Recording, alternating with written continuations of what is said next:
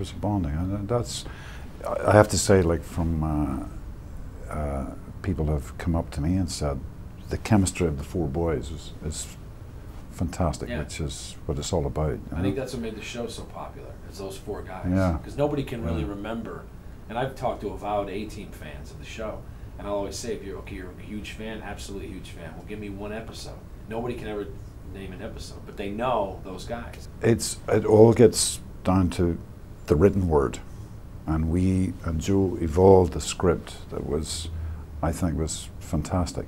Because when I first read it, now it was sent to me, I was, you know, I was in my 20s when the A-Team came out in Ireland, so it wasn't quite my generation. I admired it, but it wasn't my thing. I thought, oh, the A-Team, jeez.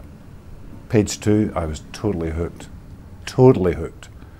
I think it's much more of a, it's much closer to people's hearts here, I think, than even in the States where it originated. And I think that there's an absolute responsibility to that, but I think at the same time, we had to have the freedom to make a really good movie. And at some point, I think once we identified the 5 or 6 things that I thought fans would kill us for if we didn't put them in the movie or we didn't include them, you know, Hannibal's cigar, and I love it when a plan comes together, and so on and so forth. Once we identified those things, and I felt we tipped our hat to those things, we had to be able to then just go make our own movie. Yeah, make our own movie. Yeah.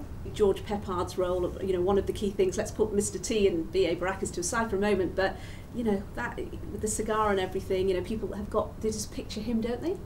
You know, I once saw him at an airport in Santa Monica years and years ago, and he was there with a dog, believe it or not, an Alsatian dog. It was a little private airfield, and he was smoking a cigar. I thought, wow. There it is, right there. There he is. There's George Peppard smoking a cigar, you know. Lived up to what you expected. But I have to tell you one thing. I'm an ex-smoker. I'm off cigarettes 16 years ago. And I had the props guys make me rubber cigars, and I thought maybe we'll work something into the script where someone wants to light my cigar, and I go, nah, I'm trying to stop, you know. Joe says, no, you have to smoke the real thing, you know. It nearly got me back on cigars. I finally got what cigars were about. It was like, oh, that was nice. And Bradley's an ex-smoker too. Yeah. So he said, blow it over my way, would you?